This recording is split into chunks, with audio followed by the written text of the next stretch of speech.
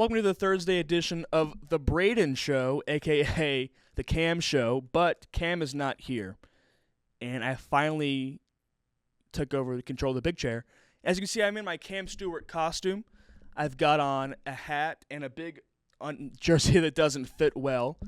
And today's show is very music heavy. Talk about my favorite albums of all time. We talk about one of Cam's music-related opinion pieces.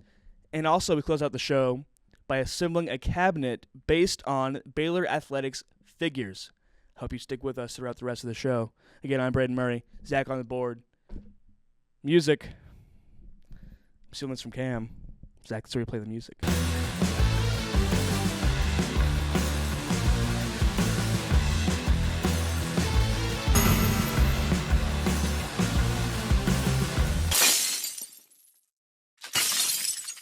Cam Show, Braden Murray here. It's a little weird being in the big chair, but, you know, it is what it is. Cam's out. I think he's in Boston this week. He said, hey, Braden, you want to do your own show? And I said, yes, please. Yes, Cam. So one thing Cam and I both have in common is a love for music. And this is going to be a very music-heavy show, I think. That's what I have planned for you. But I thought a fun exercise would be for me to go through the decades since the 60s and name two favorite albums from those decades, and I limited myself to one album per artist, which made it a bit more difficult because for some of the artists, I could have gone from the 60s through the 80s. Thinking of Bob Dylan in particular, he had a good run there. He had Blood on the Tracks in the 70s, Oh Mercy in 88, but I kept him to the 60s. Also, there's no David Bowie on here, but we also could have been any of the decades, really. But I opted to leave him out. So in the 60s, I'm starting with Abbey Road by the Beatles. The Beatles were a hard choice for me because all their albums are great, with the exception of Yellow Submarine. Yellow Submarine is their weakest, and it's mostly just songs they've released before. But Abbey Road from 69, I don't know, something just resonates with me with that album. I mean, we have, obviously, the great medley at the end. Probably my favorite 16 minutes of all of music. Just the way the songs flow into each other. You have one of my favorite Beatles songs, Something, George Harrison. We'll come back to him later. Just a beautiful love song. Now, obviously, I've Come Together, the opener, classic. So I think that's probably one of my favorite albums of all time. And we also, for the 60s, we have Bring It All Back Home, Bob Dylan, which kind of kicked off his electric era. Half of it is electric, which pissed off the traditional folk artists. Speaking of Bob Dylan, they released the trailer for the Bob Dylan biopic with Timothy Chalamet. I watched that yesterday. I have thoughts. I mean, I'm going to watch it. I'm kind of just tired of biopics. It's by James Mangold, who did the Johnny Cash one, which is arguably the best one of the biopic movies.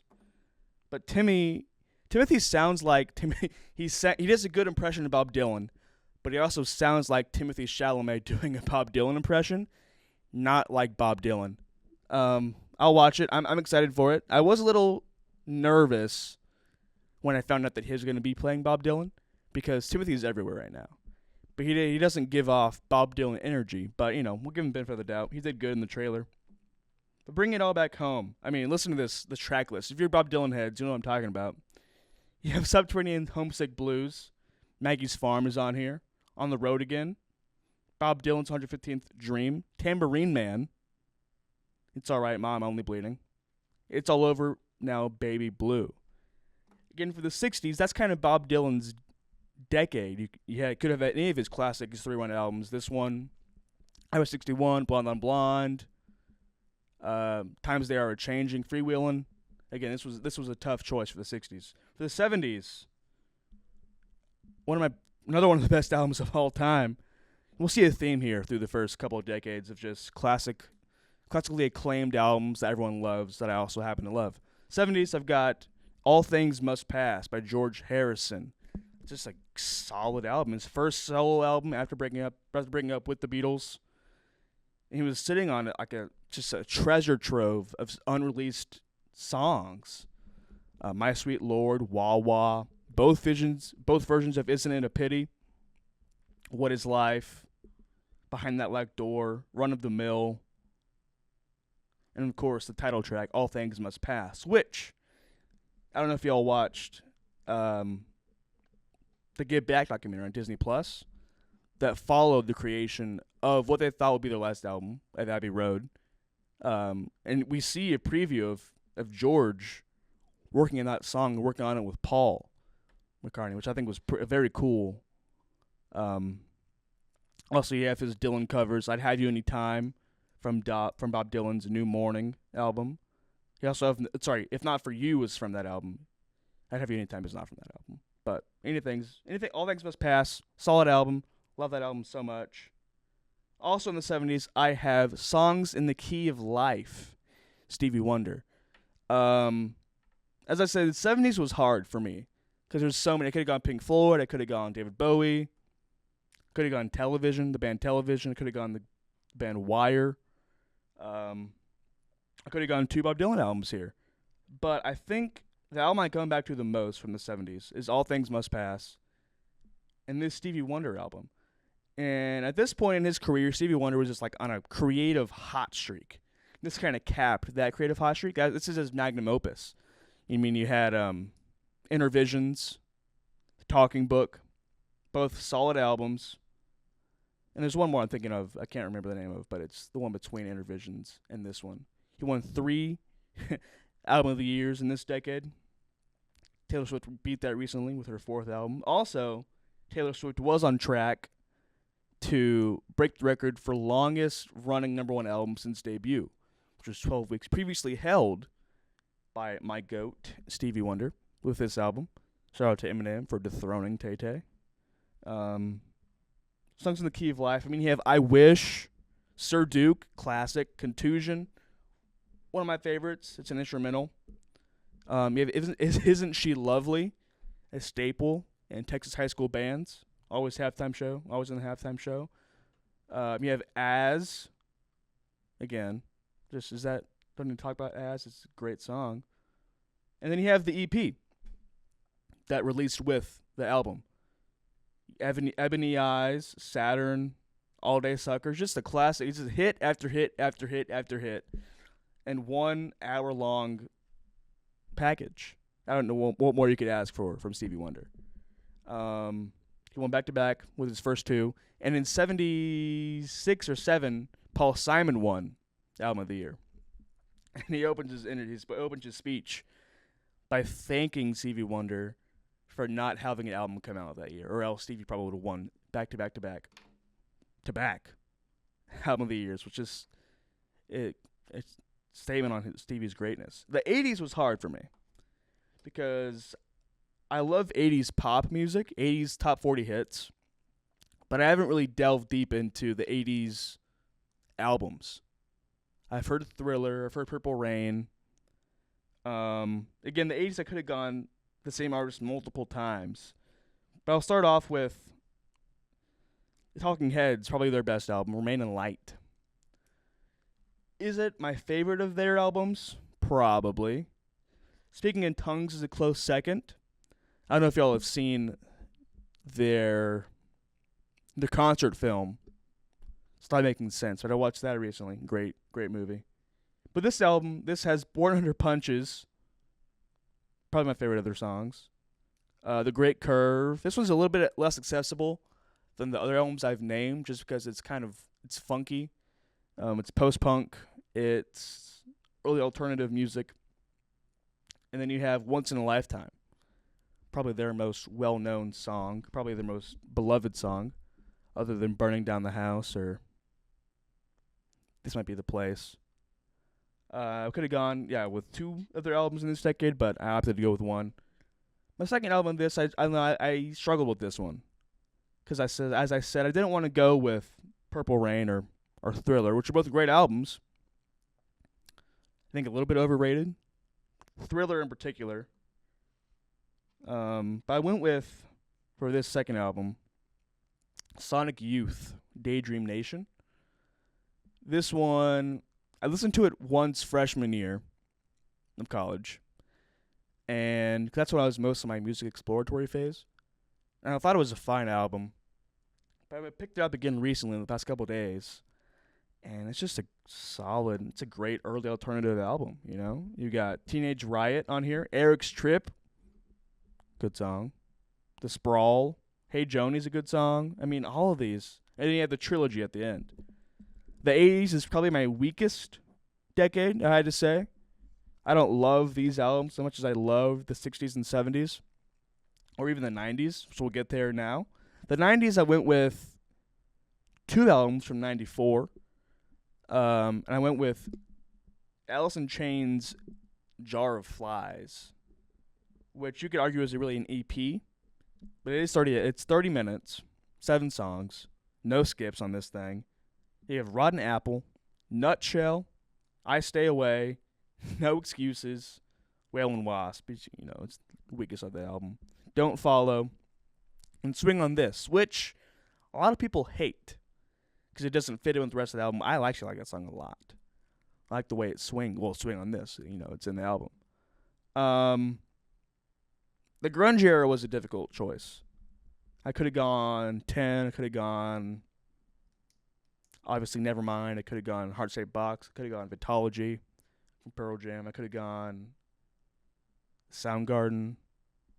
But the one I listen to the most and has the most re-listenability to me is Jar of Flies. So I'm looking at the Wikipedia page right now.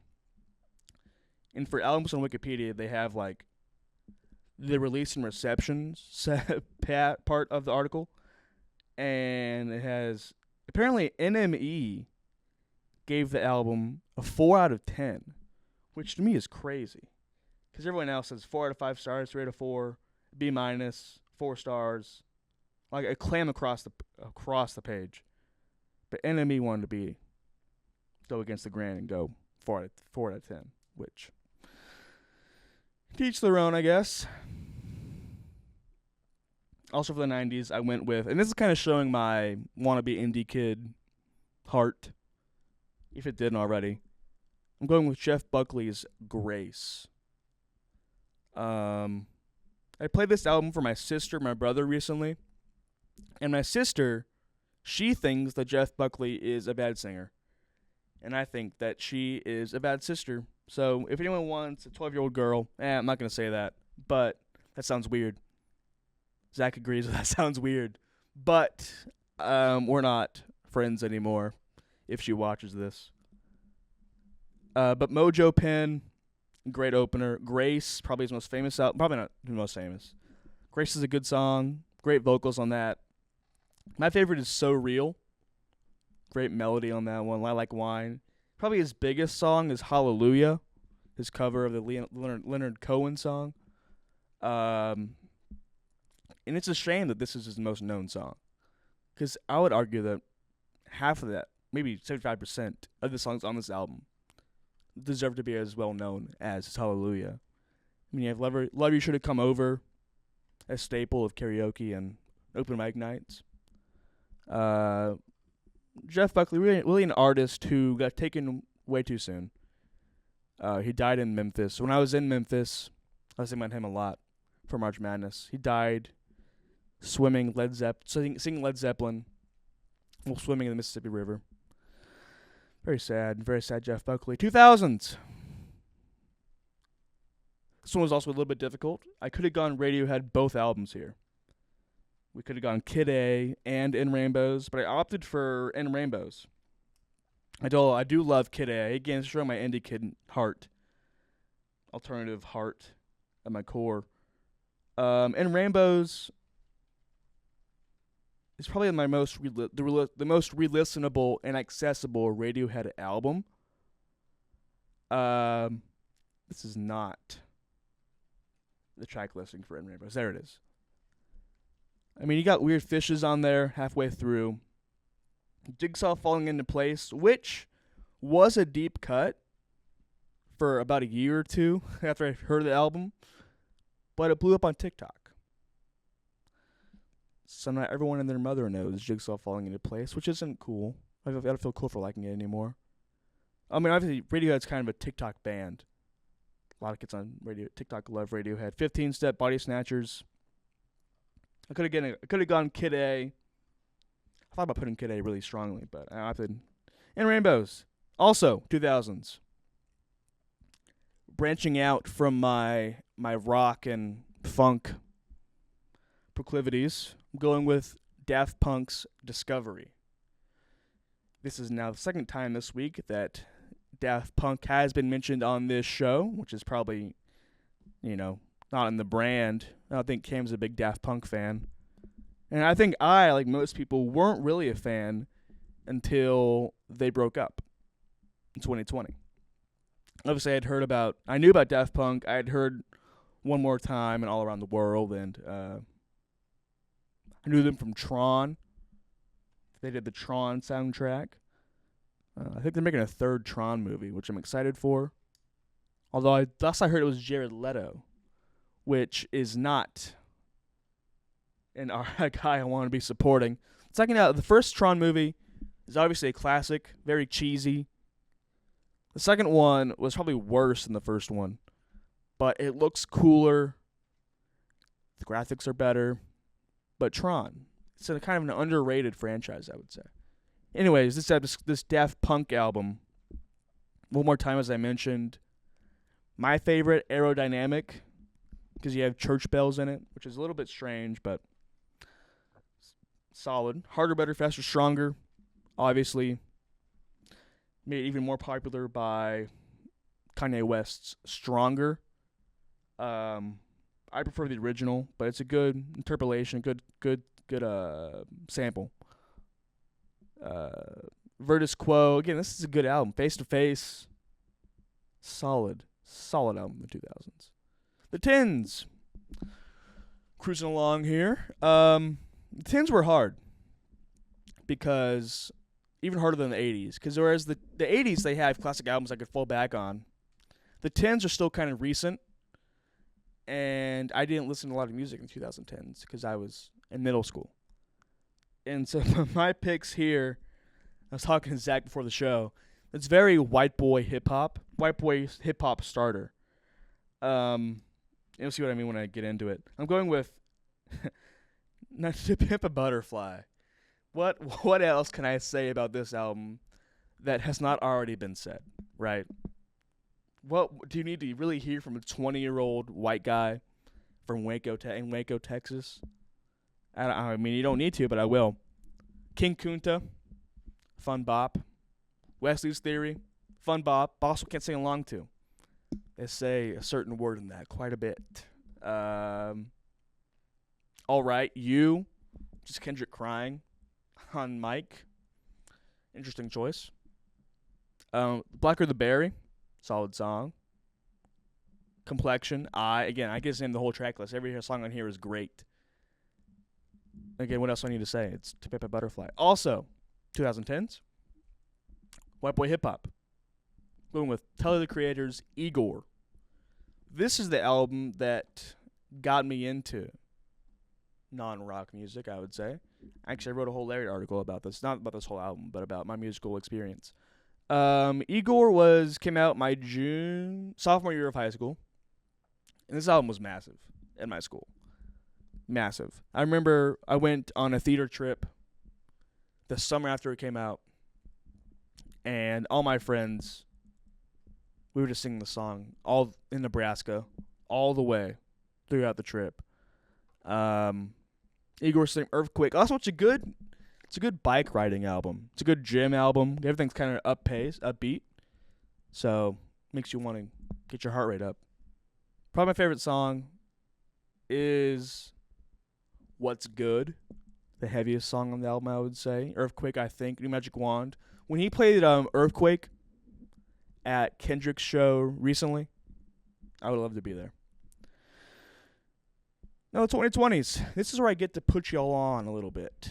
2020s. It could have gone, I don't know. I think the West Side Gun album came out in the 2020s. Pray for Paris, Zach. That come out this year? That decade? Zach's checking. I'm going to stall while he takes it. 2020? 2020. It's a good album. Not my favorite. Could have gone Phoebe Bridgers' Punisher. But good album again. Could have gone The Record, Boy Genius. I didn't. I went with 2 albums, kind of from the underground rock scene. And this one was, I'm going with Ants From Up There by Black Country New Road. This was their second album. I thought heavily about putting their first album for the first time. Listened to it last night.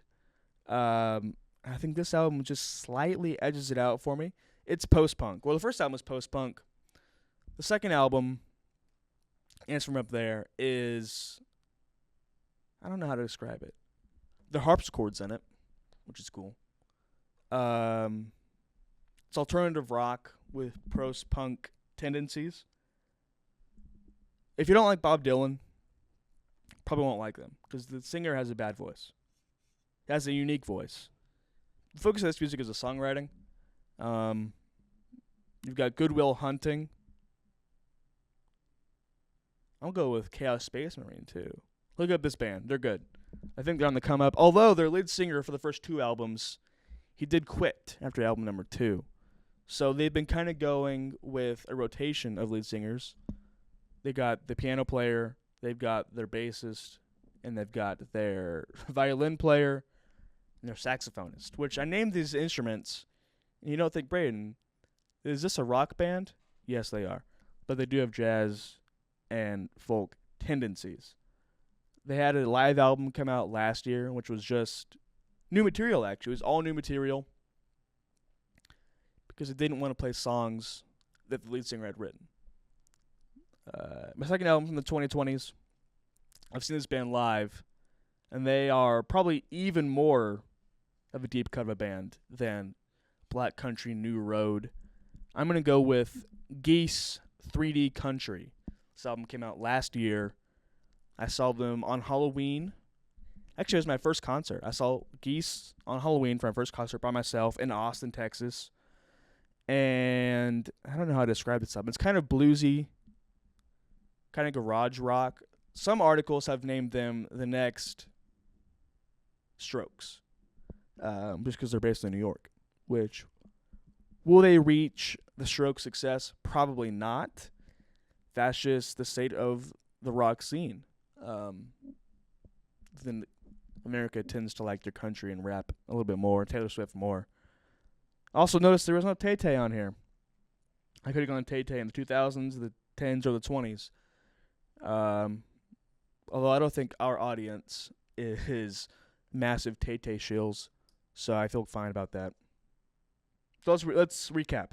We'll close it out here. We got Abbey Road, Bring It All Back Home, All Things Must Pass, Songs in the Key of Life, from that's the 70s, Remain in Light in the 80s, Daydream Nation, Sonic Youth, 90s, Jar of Flies, Grace, In Rainbows, Discovery, To Pimp a Butterfly, Igor.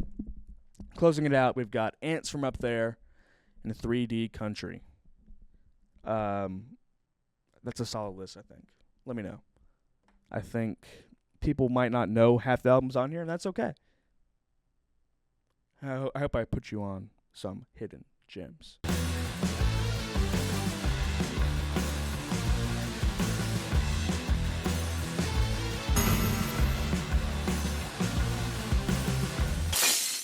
Cam Show, Braden Murray here with Zach, last name something. Zach, what? Burke. What? Burke. Zach Burke here. Usually the producer on the board, but with Cam out, that means I can have anyone sitting in my chair. It's a comfy chair. I like it. It is a nice chair. It is, yeah. I think you'll notice it's a little weird because we have the cameras between us. Yeah. And we're looking at each other. Yeah. The tendency is to look at the camera. But yeah, that's true. And I know that I set this shot up for you guys because it looks good when we edit it together. Right. But I do catch myself looking between the two cameras more than actually looking at the camera, which is funny. Right, which is weird for me for the first segment because even in the news I do, we look at the teleprompter. Yeah. I was looking at the camera, which is strange. Hello, camera. Hello, people out there. But anyways, we're sticking with music this segment. Yeah, and this one's more based on Cam. As you know, I worked at the Baylor Lariat, and so did Cam Stewart. Cam was the radio director for years, one of the first radio directors at the Lariat, and he has some good opinion pieces written, which is something that we all have to do at the Lariat. Not my favorite thing to do. I usually tend to get out of it somehow because a good relationship with. Hold the on, editor. you don't like giving opinion pieces? You just gave a whole a list. Okay. That's a right. Okay, I get that. I'm a Fair broadcast journalist. Fair enough. I do have strong opinions, but they don't let us write arts and life stuff for opinion pieces. Oh, okay. And most of my opinions are arts and life. Okay, that makes sense. Which somehow Cam got this through. We were at trivia recently, and Cam was talking about his favorite songs ever written because it was a music category. Okay. And he mentioned that he had written an opinion piece. And it's called, Subjectively Speaking, Cameron Stewart's Top 5 Songs Ever Written. Okay. And there are some choices on here Okay. that I think are questionable. Okay. So we'll start out with number 5. And this is a song by Oasis, Well, which of course, of course, Cam yeah. Stewart. But I'm surprised that it's only 5th. And he went with Don't Look Back in Anger. That is a which really good song. It's a solid song. It is. Great song. But I think my issue was how low it is, knowing Cam Stewart. And we'll get to his list, and all these songs are very Cam. Okay. Um, I do feel like is it? Well, I don't want to ruin the rest of the list, but is it the only Oasis song on the list? So he does give the next best, Okay. but it's his only Oasis song on the basic list. Okay. And he talks about how they're overlooked in the States, and how they're much more of a British band, I get that. which is very true. They Yeah. didn't hit it big here, really. No. He also gives his next best song. Although is- everybody knows Wonderwall, it feels like. Exactly, which is his next best song Okay. for Oasis, which we talked about this recently, I think also this week. We talked about how overplayed Wonderwall is. Yes. And it's a shame because it really is A really good song. a really good song. I hate to say it's a guilty pleasure because it really just is a pleasure. Yeah. With how played it is, I have to kind of listen to it on the down low. I get that. I feel like it's usually me by myself in my car. It's Right. never like out Right. anywhere. And I'm like, oh, and I'll let it play and I'll sing along. And then I got my little Wonderwall fix in there. Yeah.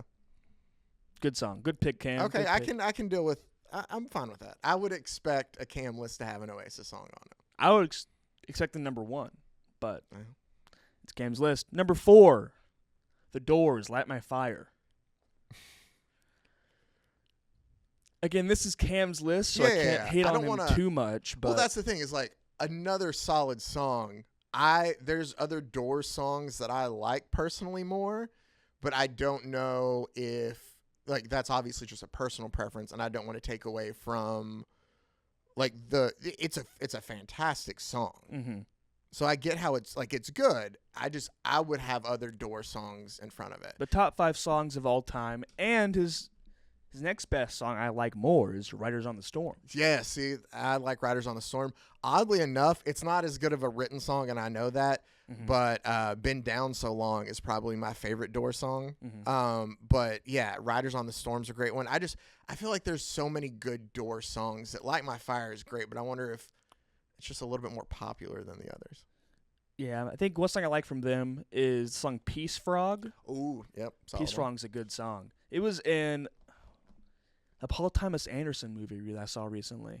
But it's like, oh, Peace Frog, that's a weird choice. Oddly enough, you bring up Riders on the Storm, and the one thing I think of is the weird, like, time period we were in, like, the early to late 2000s. Maybe it was into the 10s a little bit, where people loved to take classic songs and, like, Yeah. invigorate them with hip-hop. I remember there was, like, a Need for Speed game that took Riders on the Storm and had Snoop Dogg do a verse in it because that's what everybody wanted, apparently. But so things like that, like music hit a weird turn, but that's also what creeps into my mind when I think of Riders on the Storm for some reason. Kim talks about how it was a perfect song for the time. Okay. He talks about the sexual overtones and the psychedelic nature of the song, which feels like a good justification. But he also mentions how it was the number 1 hit on Billboard, which I feel like that's kind of a cop-out. Yeah, a little bit. Like I feel like it's a solid song. The Doors have a lot of good songs. I'm not knocking it, but I feel like they have better songs than Light My Fire. Break On Through to the Other Side's great. Like Also a good song. Yeah. Also a good song. So there's a lot of good Doors songs. Yeah. Oh, that's a tough one to pick a favorite, but Number 3, and I'm not a huge fan of this band. This band appears twice on this list, actually. Oh. Rolling Stones, Sympathy for the Devil. Great song. Great song. It is a great song. His next best is Satisfaction, Another great which song. I think is even better. I prefer Gimme Shelter. Oh.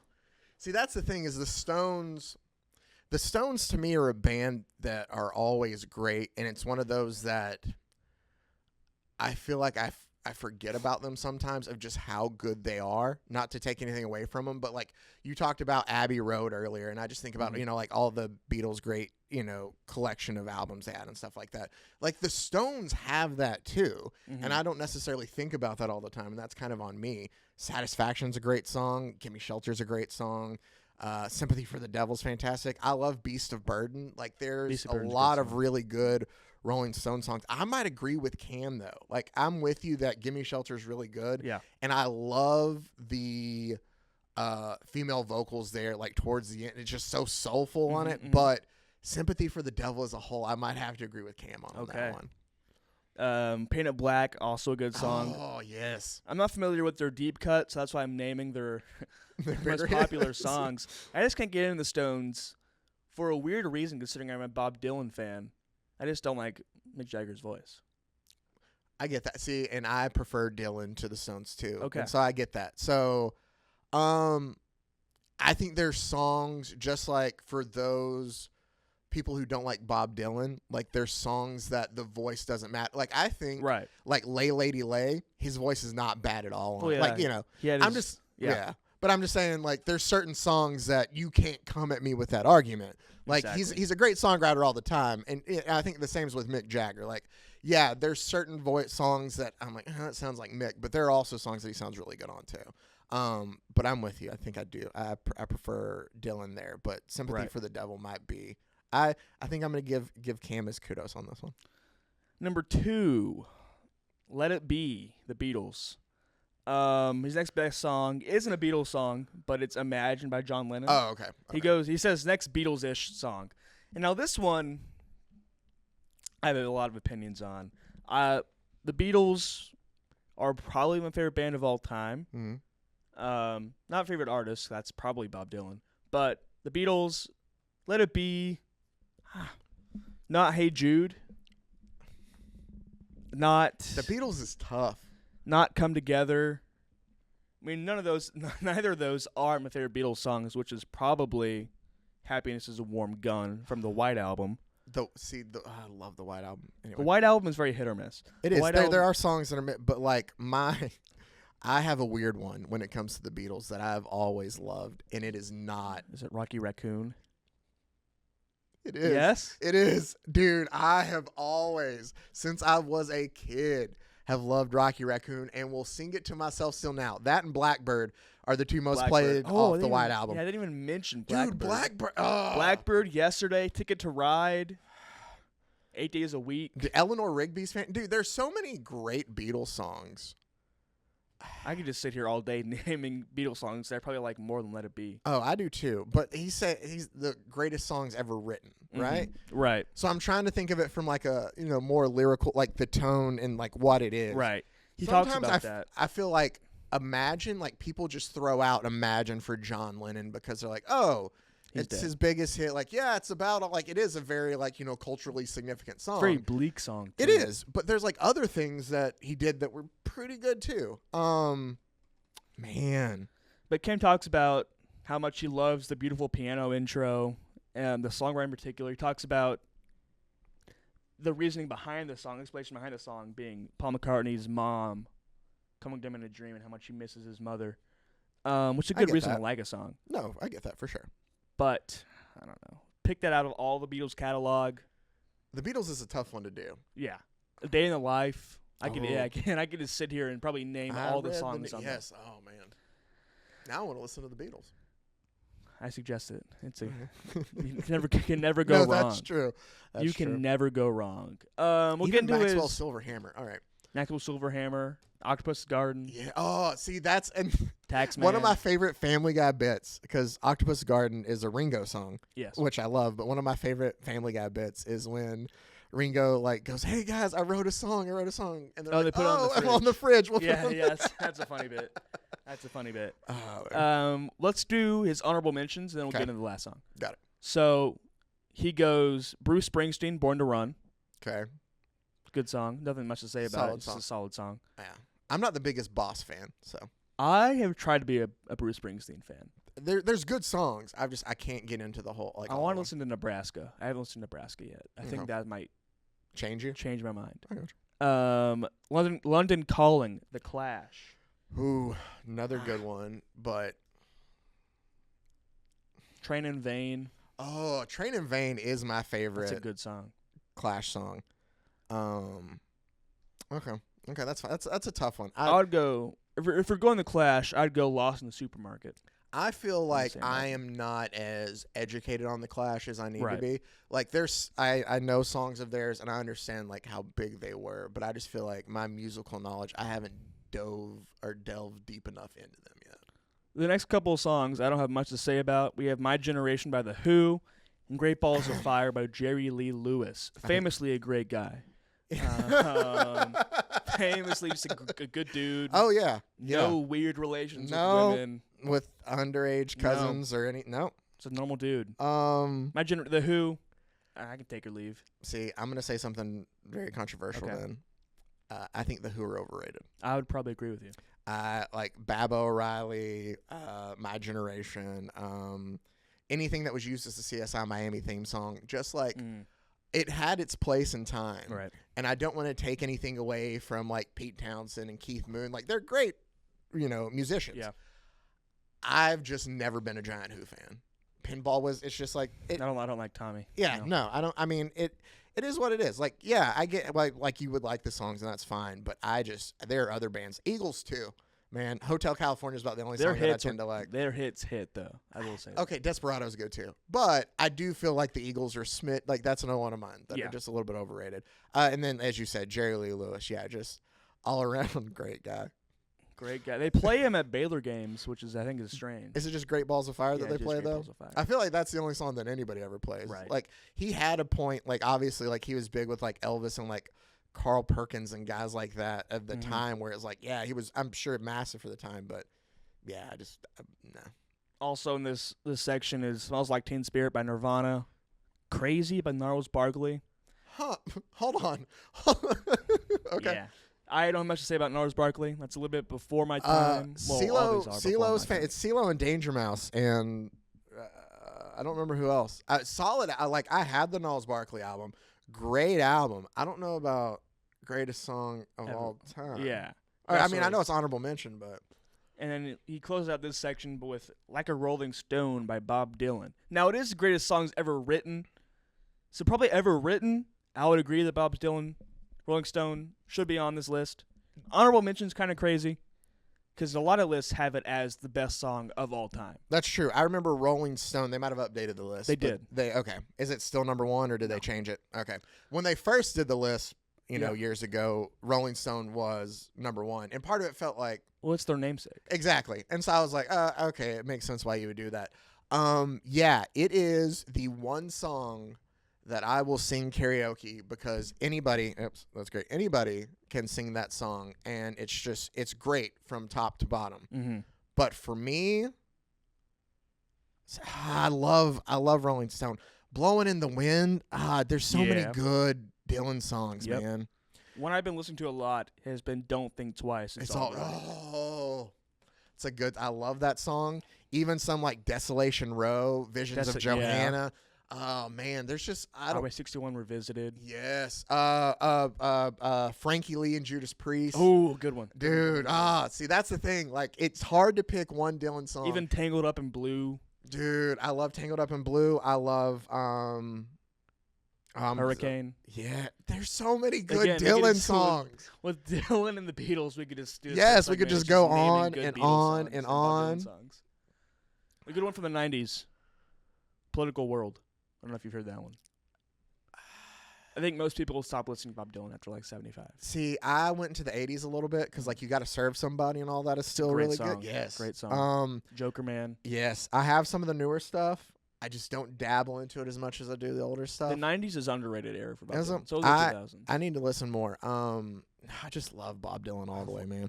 That's the one guy that I've never seen in concert that I wanted to, and I fully believe that it's gonna be like Eddie Robinson at Grambling. Like he's just gonna play music until like he just dies. Like that's for how sure. Dylan Chuck goes Berry out. too. Well, Chuck Berry did die, but he did that. Yeah, no, for sure. But yeah, the honorable mention is Rolling Stone. That is a little crazy. Dude. Come on, Cam. And I played it. I sent "Don't Think Twice It's All Right" to a girl I liked during the semester, and she hated it. What? I was like, oh. She didn't listen to the words. That's it. Yikes. No, that's it. She didn't listen to the words. That's not on you. That's on her. 'Cause there's no way that you can not listen to "Don't Think Twice It's All Right." I think and it's a not get it. bad That's song. yeah. His number one song. Bold pick here. "Bittersweet Symphony" by Verve. The Verve. I think that's a bad pick, Cam. Sorry. Greatest song of all. Greatest written of song all ever time. written. "Bittersweet Symphony." It is. I love the song "Bittersweet Symphony." It is a good song. It is from the 90s. Verve's That's what I have to say about that. best song to maybe the Freshman second. Here is the thing about that though that I'll bring up for another band that was on this list is the Verve got absolutely zero money from any of that song because of the Rolling Stones. But it hits. That song does hit, and it makes me feel a certain way. But I don't know how much of that is the song itself and how much of it some is nostalgia. Mhm. Because I'll listen to a song like "Closing Time" by Semisonic, which is not as good of a song, but it still makes me feel some kind of way because part of it's probably a little bit nostalgia. I think that "Bittersweet Symphony" is an amazing song. I'll even give you top 25. Top 20. Like, I love it. It is not the greatest song ever written, though. No, I think this is a bad pick. This might be his only bad pick on this list. Yeah.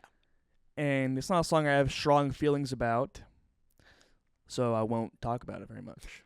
I don't know. Like, it does. Like, it's a sing-along, and it's it's one of those that you can just sit there and, blast out and sing at the top of your lungs. Like, that's what I think of, too.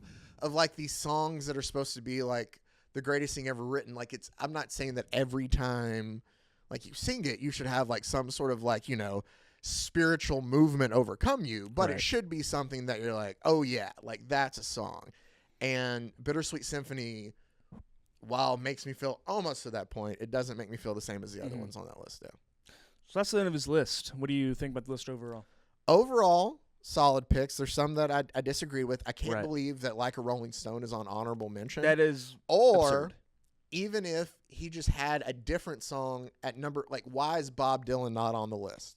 It's a good question. We'll ask him when he gets back. Yeah. Or we can just text him. Yeah, Cam, that's what true. are We'll you doing, text him. brother? Why is not honorable mention for, and I know this is subjective, but I think Braden will agree with me. Honorable mention for the best, if not one of the best songwriters of all time. Yes. Seems a little. Including the Verve on the list, where Bob Dylan is not, is It bad. seems a bit. Yeah, It is bad. It seems like a bit of an oversight. It would be like if I were, hey, I don't have anything from Bob Dylan, but I put "Shots" by LMFAO on there. I mean, it's not that bad. The "Bittersweet Symphony" is a lot better. I don't want to do that, but it just seems like a little bit of an oversight. Look, I think it's a decent list. I think the bones for a great list are there. Mm-hmm. I think some of the artists he named deserve to be on a list like this. I think he picks the wrong songs. Yeah, no, I'm So, with you. Cam, when you get back, if you like to defend your list, it is your show, and you're welcome to do that. Just know that if you defend some of these songs too strongly, I might think less of you as a person. Both of us. Both so will Zach.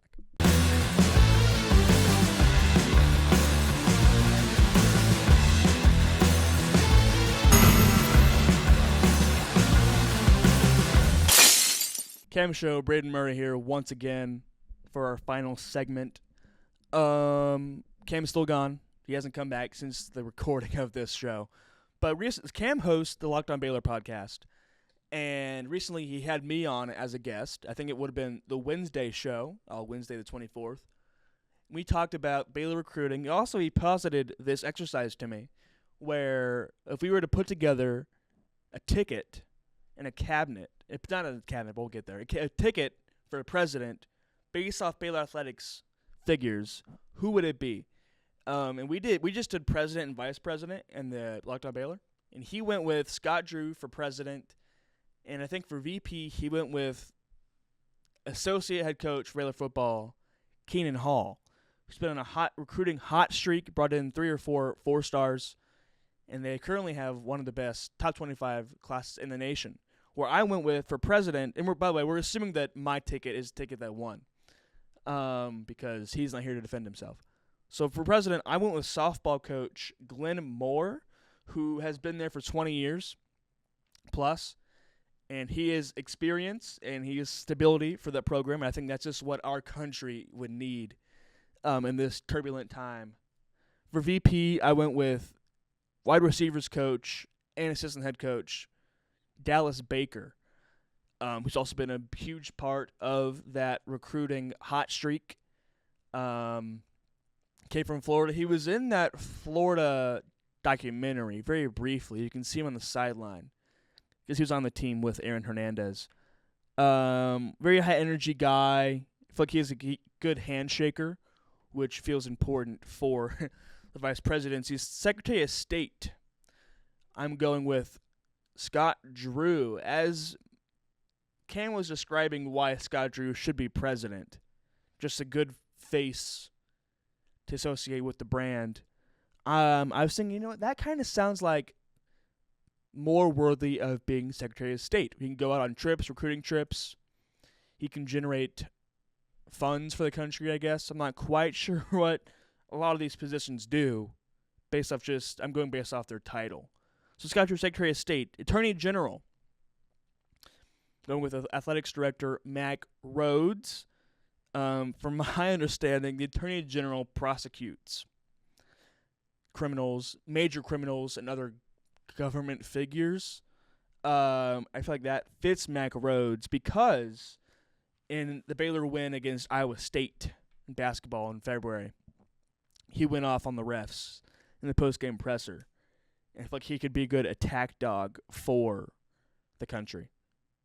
Secretary of Defense, I went with Dave Aranda, who famously was defensive coordinator at LSU for a couple of years, including that 2019 title run where they had one of the best defenses in the country. And I know that's not what the Defense Department does, but if you want anyone running the defense of a nation, why not go Dave Aranda? The Interior is another department that I'm not 100% confident I know what they do. I did some reading on it, and it looks like they are in charge of preservation of land and making sure things are okay with the Native American tribes. And so I went with the head of SID, Sports Information Director, Brent Ingram. If you don't know what an SID does, he's in charge of essentially PR for the athletics departments. He sets up interviews. He sets up media availabilities. So I work with him a lot, and he's just a great guy. And I think he could be the glue, I guess, to hold this department together. Treasury. This one was an easy pick for me. I'm going with David Kay, who was an SID, and he is now in charge of NIL. And securing funds for NIL. I know where Cam wants us to be a Boston sports talk show, but I don't care about Boston sports. Sorry to our fans who are Boston sports fans. We're talking about Baylor anyways, so it might be struggling to follow along, and that's okay. Just trust me, this is a good pick. David Kay, NIL head, Treasury Secretary, it makes sense. Agriculture. This was a hard one, but I went with the equestrian coach solely because it has to do with horses. Cassie Maxwell. I know that equestrian is having a bit of a rough patch. Haven't been as successful as other programs on campus. But again, horses, agriculture, they go together, okay? Commerce. I went with another behind-the-scenes person, Javon Overshone. She's in charge of revenue for the athletics department, and that one makes sense. That one makes the most sense to me. Labor. Labor here again. They're in charge of the jobs, the workforce. And I looked at it a different way. I went with strength and conditioning coach for football, Vic Valoria. You want your boys to be big and strong, call Vic Valoria. He'll be good labor secretary. HUD, Health and Human Services plus Health. This is a weird pick. Stick with me. Nikki Collin. I feel like there's no real reasoning behind that one, honestly. I just think that she wasn't on the list already. And I feel like she wouldn't really make sense for the other picks. So, just HUD. Transportation. Baseball coach Mitch Thompson. I've been around campus all summer, and quite frequently I see Mitch Thompson riding on his golf cart with recruits. And so golf cart, mode of transportation, book it. Okay? Energy. This is a weird pick. Tony Green. If you don't know who Tony Green is, he's an assistant coach for women's basketball. And there was a clip in March after Baylor women's basketball beat Virginia Tech. And he was very amped up on the sideline. He screams the name Jada Walker, who had a great game and had, not the buzzer beater, but she had a great game. And he's very good on the sidelines, good on the bench, very energetic guy. So energy, again, makes sense. HUD. This one was also kind of hard. But I went with tennis coach Michael Woodson. Tennis is one of the more successful sports since I've been here on campus. And a lot of his players are international. And it's up to him and his other team, his other staff members, to make these international players feel at home in Waco, feel at home in the States, and feel home as part of the team. And if that's not HUD, I don't know what is. I don't know what most of these positions do, but I know what I'm talking about, okay? Education. Also, this is another pick where I thought, this lady should be on this list somewhere. So I put with education. Felicia Mulkey. She's the coach and the inventor of the sport of acrobatics and tumbling. They've won 7 or 8 straight not national champions, but championships, because it's not a D1 sport just yet. But also one of the more successful sports on campus. Why education? I don't know. But she deserves to be somewhere in the cabinet. And that's how the cabinet gets picked a lot, from what I understand. You know, the president appoints their friends sometimes or their most loyal supporters. And Felicia Mulkey deserves to be on this list. Homeland Security. Yeah. I'm going with Keenan Hall. As mentioned, he was on Cam's ticket for vice president. And I think Keenan Hall will be good at making sure the right people come in and the wrong people stay out. The Veteran Affairs. Now, he's not a current member of Baylor Athletics, but he's on the Mount Rushmore of Baylor athletes. He's our only Heisman winner. I went with RG3. I feel like he could make a good spokesman and do good outreach to the veterans of our country, because he does that for Baylor Athletics. He makes sure that the right funds get to the right people, and he's just a good overall face for the brand, and he'll be a good face for the country. The final pick, it's not officially a cabinet position, but the comms secretary. I went with another SID, Max Calderon. Max Calderon is an associate football SID, and he is the head baseball SID. I love Max Calderon. I love all the SIDs. I love everyone on this staff to make this department one of the best in the country. So yeah, that's my list. The cabinet, is it thought out? Some positions, yes. Some of them do make sense if you're thinking about how a country works. Others, like Kim Mulkey.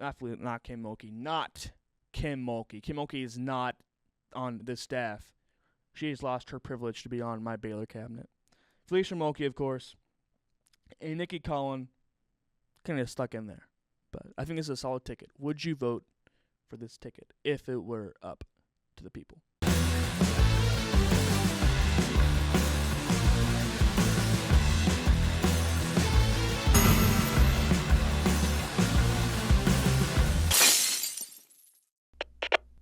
We are Rogue Media Sports.